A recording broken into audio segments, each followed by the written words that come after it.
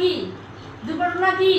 হঠাৎ ঘটে যাওয়া একটি অনাকাঙ্ক্ষিত ঘটনা যা বলো যা আমাদের শরীর ও সম্পদের ক্ষতি করে। আমাদের জীবনে সাধারণত কি কি দুর্ঘটনা ঘটে? পড়ে যাওয়া, পড়ে যাওয়া, কেটে যাওয়া। গুড। রাস্তা পার হওয়ার দুটি নিয়ম বলো। আচ্ছা, জেব্রা ক্রসিং দিয়ে রাস্তা পার হব।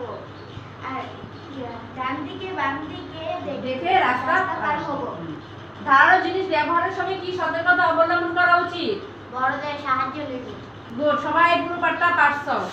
একের পাঠটা। এই ছবিগুলো সবাই খেয়াল করো। এই প্রথম ছবিটা কি? পুড়ে গেছে। পুড়ে যাওয়ার পরে কি করতেছে এটা? পানি ঢালছে। এটা কি হয়েছে? হাত কেটে গেছে। এটা কি করতেছে? ব্যান্ডেজ। এটা কি? পানিতে পড়ে গিয়েছিল, পরে চাপ দিয়ে কি পানিটা বার করতেছে। এটা কি? ছবিটা সাপটা কাটতেছে, পরে এটা কি করতেছে? বাঁধতেছে। হ্যাঁ। এটা কি? হাত পুড়ে গেছে। এটা কি? পুড়ে গেছে। এটা কি? এটা দেখতে পাচ্ছ এটা ফুসকা পড়ছে, তাই না? এখন আমাদের এগুলা কি? আমরা এতক্ষণ যা দেখলাম এটা কি? প্রাথমিক চিকিৎসা। এই যে দুর্ঘটনা ঘটছে এগুলা কি? প্রাথমিক চিকিৎসা। তাহলে আজকে আমরা যেটা জানবো দুর্ঘটনার প্রাথমিক চিকিৎসা। তাহলে প্রাথমিক চিকিৎসাটা কি প্রথম আমরা জেনে নেই। ডাক্তার আসার পূর্বে বা হাসপাতালে নেওয়ার আগে সাময়িকভাবে কোনো আহত ব্যক্তিকে যে চিকিৎসা দেওয়া হয় তাকে প্রাথমিক চিকিৎসা বলে। উদ্দেশ্যটা কি? জীবন রক্ষা করা, অবস্থার অবনতি রোধ করা, দ্রুত সুস্থ হতে সাহায্য করা। এবার বিভিন্ন দুর্ঘটনার যে প্রাথমিক চিকিৎসা এ সম্পর্কে আমরা বিস্তারিত জানবো। গাছ থেকে পড়ে বা খেলতে গিয়ে আঘাত যদি হয় তাহলে আমাদের প্রাথমিক চিকিৎসাটা কি হবে? দেখো এই সবাই দেখছো ছবিটা দেখো। নিচে কি? হাতের নিচে একটা কাঠ, আঘাতের জায়গায় বরফ লাগানো, হাড় ভেঙে বা মচকে গেলে ভাঙা অংশের নিচে এক টুকরা কাঠের সাপোর্ট দিয়ে বেঁধে দেওয়া। কেটে গেলে প্রাথমিক চিকিৎসা কি হবে? কেটে গেলে তার প্রথমে তুলা ও জীবাণুনাশক দিয়ে মুছে পরিষ্কার করতে হবে।